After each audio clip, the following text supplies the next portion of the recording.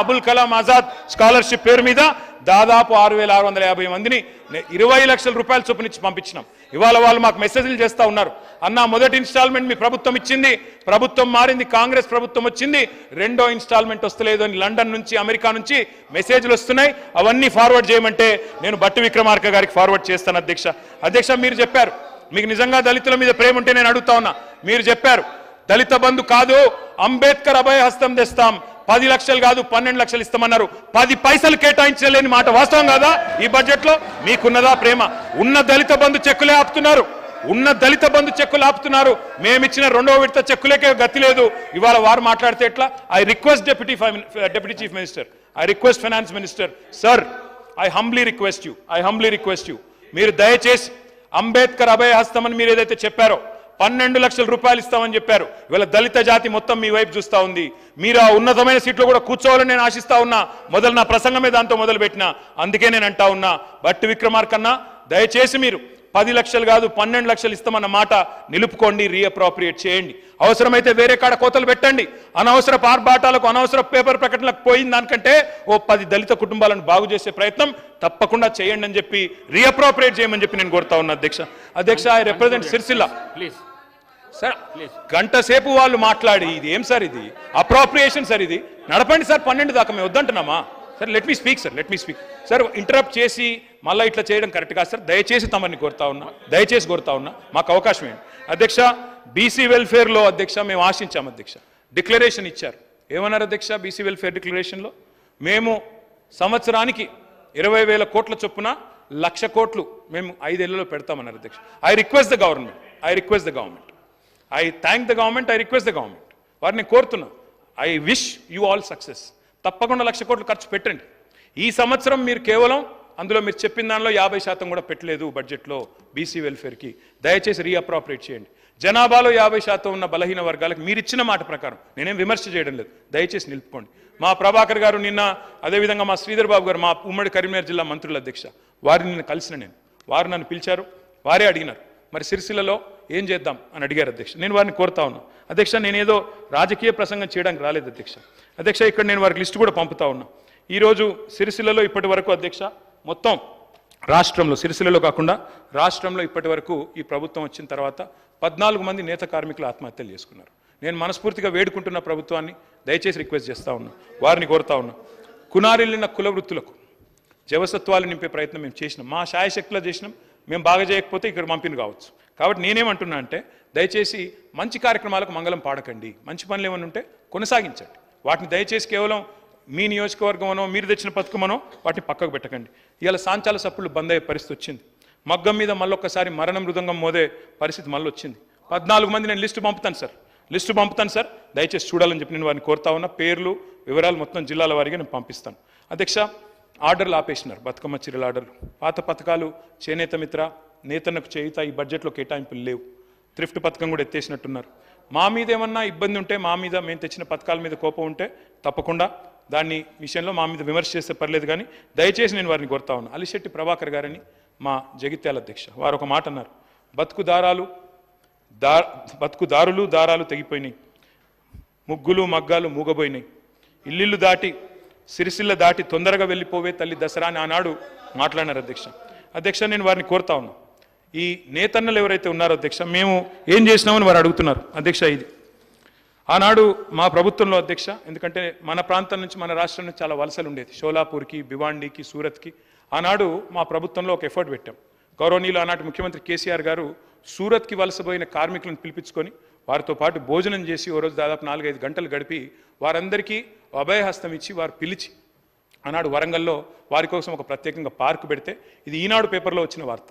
శ్రామికులుగా పోయినారు, పారిశ్రామికులుగా తిరిగి వచ్చారు అనే వార్త నేను గౌరవ ప్రభుత్వానికి పంపుతున్నాను, చూడాలని చెప్పి నేను కోరుతా ఉన్నాను. వారిని నేను మనస్ఫూర్తిగా, ముఖ్యమంత్రి గారు కూడా వచ్చారు, వారికి కూడా నేను చేసే విజ్ఞప్తి ఒకటే, నరాలను పోగులుగా చేసి, రక్తాన్ని రంగుగా మార్చి, గుండెల్ని కండెలుగా చేసి, చెమట చుక్కల్ని చీరలుగా మార్చి, పేగుల్ని వస్త్రాలుగా అందించి మనుషులకు నాగరికత అందించిందే పద్మశాలి సోదరులు, నేతన్నలు.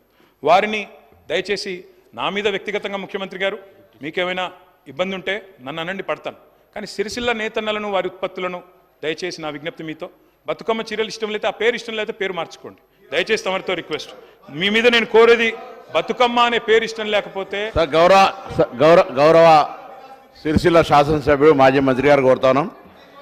చేనేత కార్మికులకు సంబంధించి నేను కానీ మా శ్రీధర్ బాబు గారు ఆ జిల్లాకు సంబంధించి నేను కానీ మా శ్రీధర్ బాబు గారు ఆ జిల్లాకు మంత్రులంగా ఎప్పుడు కూడా ఆ పక్కన ఉన్నటువంటి శాసనసభ్యుడు విప్ ఆది శ్రీనివాస్ గారితో సహా ప్రభుత్వం వచ్చిన తర్వాత అన్ని రకాల చర్యలు తీసుకోవాలని కోరుతున్నాను.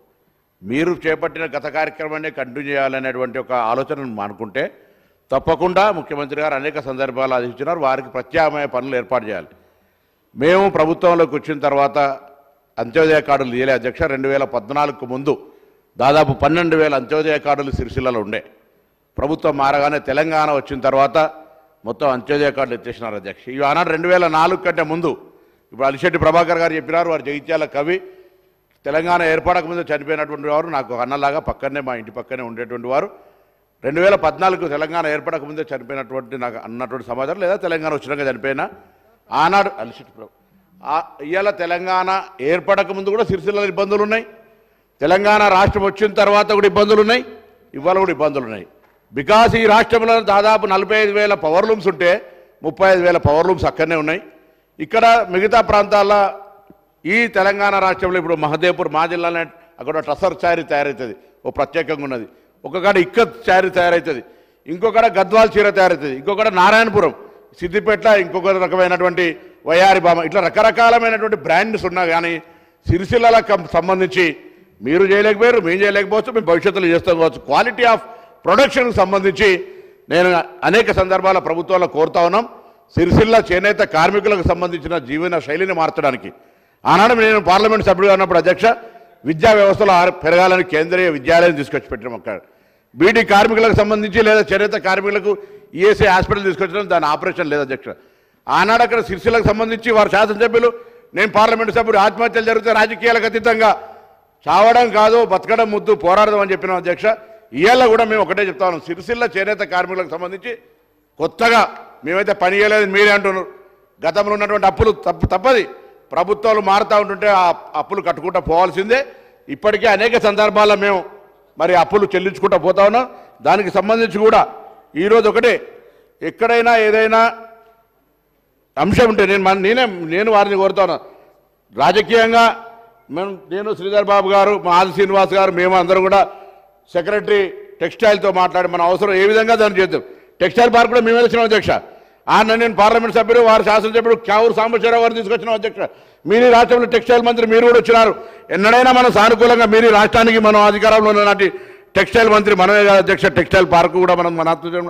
సో నేనేమడుగుతా ఉన్నానంటే, మీరు టెక్స్టైల్ పార్క్ సిరిసిల్లలో అంత పెద్ద వ్యవస్థ ఉండగా నేను వరంగల్కి చేయడానికి వ్యతిరేకిస్తలేని గౌరవ శాసనసభ్యులు ఎవరేమనుకోవద్దు. కానీ అది వదిలిపెట్టి మీరు వరంగల్లో పోయి సూరత్తులు ఉన్నలను తీసుకోవడానికి ప్రయత్నం చేస్తూ ఉన్నారు.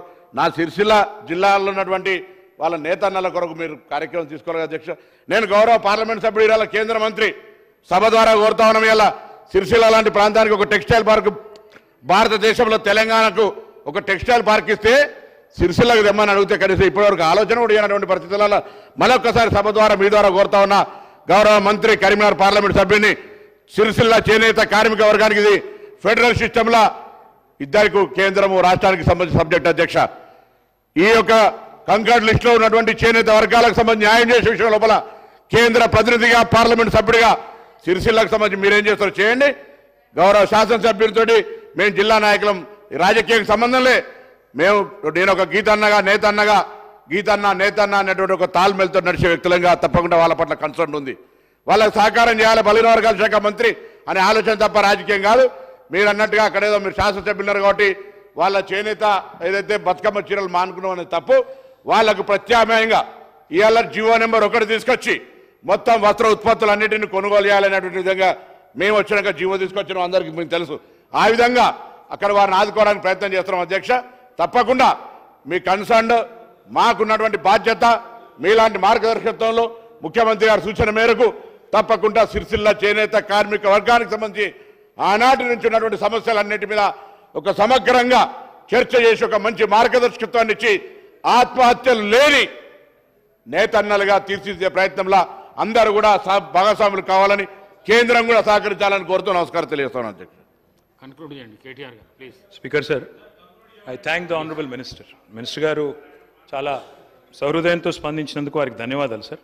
వారు చెప్పినా మేము చెప్పినా ఒకటే చెప్తున్నాం సార్. ఇప్పటికీ ఈ రాష్ట్రంలో 15 మంది, నేను ప్రభుత్వానికి లిస్టు కూడా పంపుతున్నాను సార్, 15 మంది చేనేత కార్మికులు కాంగ్రెస్ ప్రభుత్వం వచ్చిన తర్వాత ఆత్మహత్య చేసుకున్నారు.